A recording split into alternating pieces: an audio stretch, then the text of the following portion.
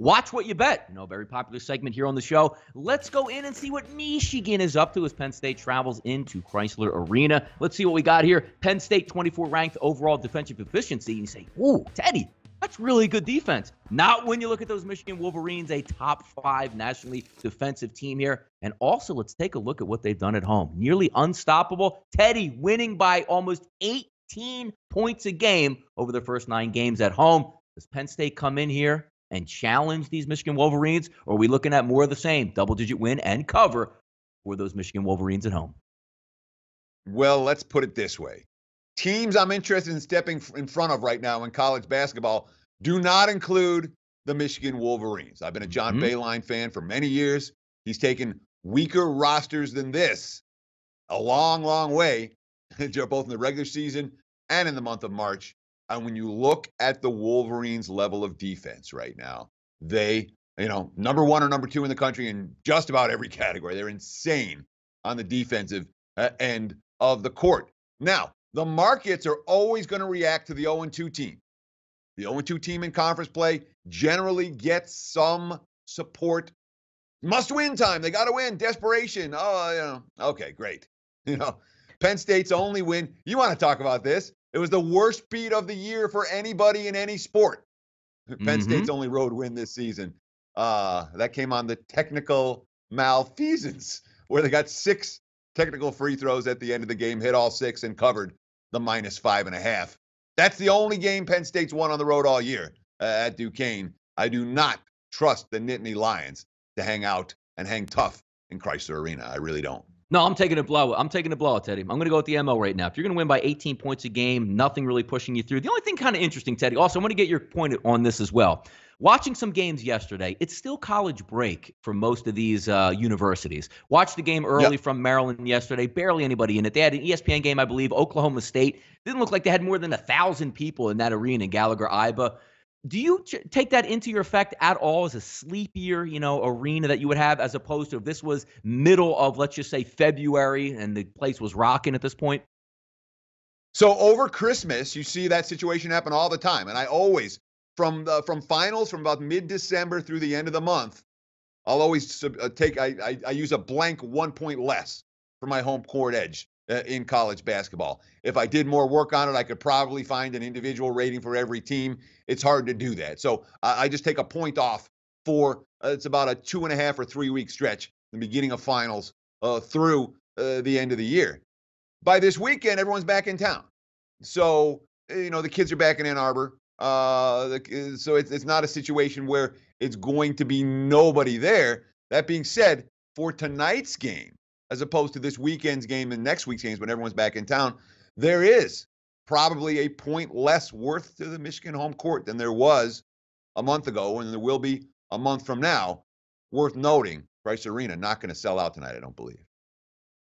Another interesting one here. We're going to go out to Pauley Pavilion for a Pac-12 battle here. Might even get Bill Walton on the call here in this nationally broadcast game. UCLA returning to the court. Yeah, UCLA returning to the court here without head coach Steve Alford in this one. Obviously going with the interim head coach for the rest of the year. And not a good look to get blown out by Liberty on your home court. Nothing has worked, it seems, right for Steve Alford in his tenure out there with UCLA. Much more was expected. Now he's gone. The one interesting thing why we bring this game, said, Donnie, why are you bringing up UCLA and Stanford? Not much here. Well, there are some interesting betting angles in this one, Teddy. If we take a look at this game as a whole, in college, in pros, in hockey, in football, in baseball, whatever it is, when the manager or the coach does get fired, do we see a bump? Do the kids actually play harder, or are they checked out in this one? If we take a look, UCLA favored right now by about 5.5 total of 148.5.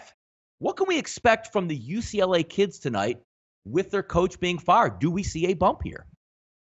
Across sports, baseball, football, basketball, hockey, doesn't matter. Coach get fired, betting markets support that team the next game. Happens literally, it's like clockwork. Those 5.5s on UCLA, hell, the 6.5s are gone. The 7.5s are gone. It's 8 right now. The markets are in love with the UCLA Bruins without Steve Alford. Why?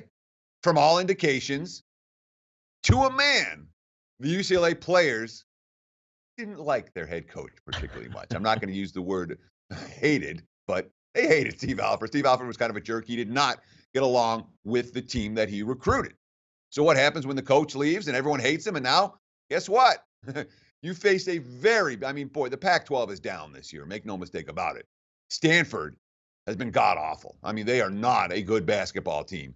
And UCLA, who has underachieved dramatically, now playing free and fresh, they're supposed to blow this team out. And that's why we're seeing all the UCLA money for this ball game. Stanford, they have the one road win at NC Wilmington back on November 9th. It's been a while for the Cardinal. They're outclassed if UCLA comes to play. And from all indications, we should expect a concerted effort from the home favorite tonight. Of course, if you want UCLA, you've already missed the best of the number. But the markets are right. UCLA may well blow this team off the floor. Teddy, let's get to the association. We're going to have a little bit of a conundrum here. We're going to get some tears. Are we going to get hugs? Are we going to get cheers? Are we going to get some video board replays of all the good times that Kawhi Leonard had down in San Antonio? Or are we going to get some of that San Antonio, Texas two-step meltdown there where the fans get upset that the Kawhi is coming back to town because he didn't want us and we had to trade him away and now he's back in town? Interesting dichotomy setting up in this night. Will the welcome wagon be out for Kawhi Leonard and the Toronto Raptors in this game? Kyle Lowry is doubtful for this one. Teddy, coming back, very important to play well in front of those fans, extra motivation in front of those fans. Spend a minute here to talk about this game and maybe some angles that we can approach with the Toronto Raptors versus the San Antonio Spurs. Sure. Let me start with this. We did a little stock watch talking about the Miami Heat yesterday. If I'd have done a stock watch, and they won, Teddy, and they won. Miami won, so there you go. Yeah. Nice and easy. But San Antonio stock watch was pointed up about 2 or 3 weeks ago, and they've been monsters. This team is an absolute point spread juggernaut right now. I have in any Spurs game, Spurs are pass right now. They are a one-way team for me, a team that underachieved early. Pop's got them going. And you look at the Spurs in December. Monsters against the spread, and the markets still haven't caught up with how good San Antonio actually is. Then you have the quotes, and yeah, I would think Kawhi is going to get a few boos in San Antonio tonight. Popovich, quote, "You move on in life. We're not going to redo what's happened in the past in any way, shape, or form. It's of no consequence at this point. And it does no good to go backward and talk about this, that, or the other." So Pop's trying to downplay it a little bit, as he should. Pop's, I don't think he dislikes Kawhi Leonard necessarily as a person, but how to defend Kawhi Leonard? One would think Pops might have a decent idea of that. Kawhi's quote, "Yeah, it's going to be fun. Everybody's anticipating this game. Things like that will only get me better for the long run. It's going to be a good game." Of course, Kawhi's coming off a monster showing. What did he score? 45 on Tuesday when the Raptors knocked off, was it Philly on Tuesday night? Yeah, I think it was Utah on Tuesday. Yeah, and now he scored 30 more points 11 times this season. He's on fire right now. So you have Kawhi on fire. You have a Spurs team saying, "Oh, well, things change. People move on." LaMarcus Aldridge, quote, "It's emotional for sure. I know it's definitely not another game for sure. Give me some popcorn. I just want to watch it, but I might have to play." I'm not stepping in front of the Spurs right now. I'm really not. It's San Antonio or pass for me in this one. Kawhi Leonard or not, Pop going to have an idea of how to shut down his former best player.